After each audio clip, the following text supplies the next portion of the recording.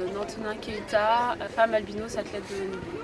Et moi, Mathieu Thomas, et je suis joueur paralympique en badminton. Alors pourquoi est-ce que quand tu te présentes, Nantenin, tu évoques le fait que tu es albinos? Parce que pour moi, ça fait partie de moi et que ça me représente en fait. Donc pour moi, quand je dis que je suis déficiente visuelle, au même titre, je dois dire que je suis albinos. Et toi, tu es d'accord avec ça justement, Mathieu, le fait qu'aussi d'évoquer son handicap de manière directe, c'est aussi un moyen de pouvoir dédramatiser la chose? Dédramatiser, de l'assumer, je pense aussi. Pour ma part, moi je le dis pas forcément, et je le dis depuis peu. Donc je pense que tant que ça se voit pas, c'est pas forcément utile, mais après c'est vraiment pour se prouver quelque chose à soi-même. Et qu'est-ce qui permet de l'assumer? Est-ce que c'est de gagner des compétitions? Est-ce que c'est simplement faire un travail sur soi-même? Je pense déjà c'est vraiment pour soi. J'ai dit que j'avais un handicap à 30 ans, mais je l'ai fait pour moi par rapport à mon projet paralympique, parce que j'avais un projet fou, et c'est surtout de me dire j'ai envie de sortir de cette case. Dans un premier temps, je cherchais plutôt à me dire je veux faire comme tout le monde. Je veux être comme tout le monde, donc du coup je le cachais, je voulais pas le montrer. Et après derrière, c'était plutôt de me dire en fait c'est dommage, tu as une différence, tu as une force, et tu l'exploites pas et tu le dis pas. Et au final aujourd'hui je suis beaucoup plus épanoui en le disant. Alors, juste, je rebondis ce qu'il disait, ce qui est top, c'est que c'est grâce aux Paralympiques, entre guillemets, qu'il a pu parler plus facilement de son handicap. Ouais. Après, j'aime pas le mot assumer. Alors je sais que c'est dans le langage courant, nanana, mais c'est vrai que c'est pas un mot que j'aime parce que on assume une erreur. Moi je suis pas une erreur.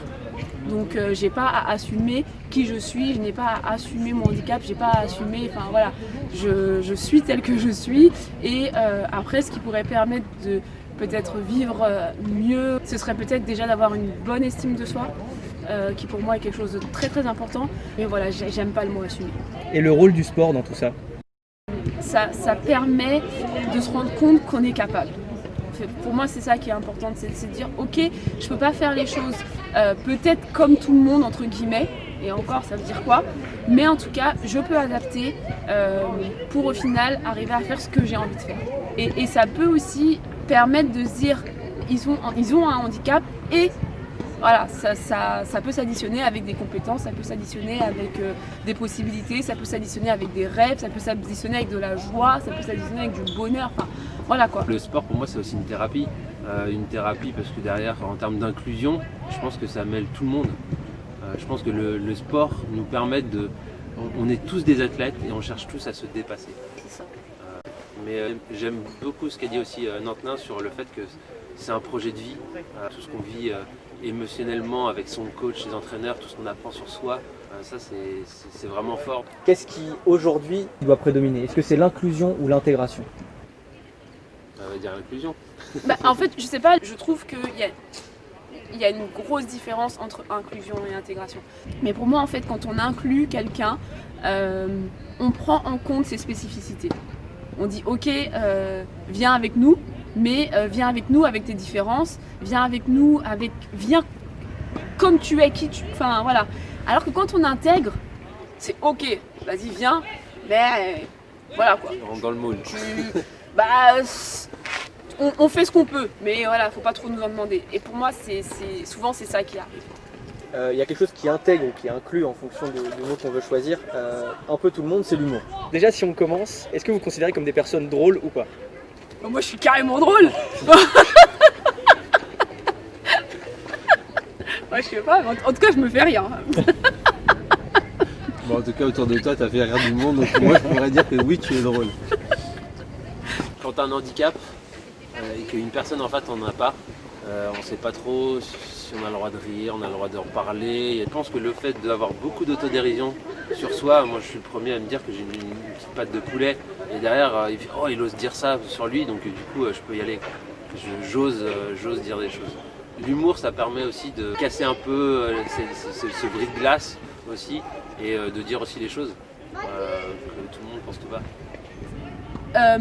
Ce qu'on ne connaît pas fait peur en fait, encore une fois, et du coup si la personne dédramatise et en parle voilà, de manière naturelle, et ben l'autre va se dire ah finalement c'est peut-être pas si grave que ça, attends je vais aller me renseigner et peut-être attends j'aurai moins peur de ce que je connais pas quoi. Donc voilà. On peut rire de tout tant qu'il y a de la bienveillance, je pense, et que derrière on cherche pas à heurter quelqu'un. Et l'humour peut faire ça justement, peut donner aussi une bonne image du handicap. L'humour peut rendre la chose plus visible, entre guillemets. Ça peut permettre d'en parler plus, et forcément, si on en parle plus, on sort de cette méconnaissance, on sort de l'ignorance, et à partir de ce moment-là, on a moins de crainte, quoi.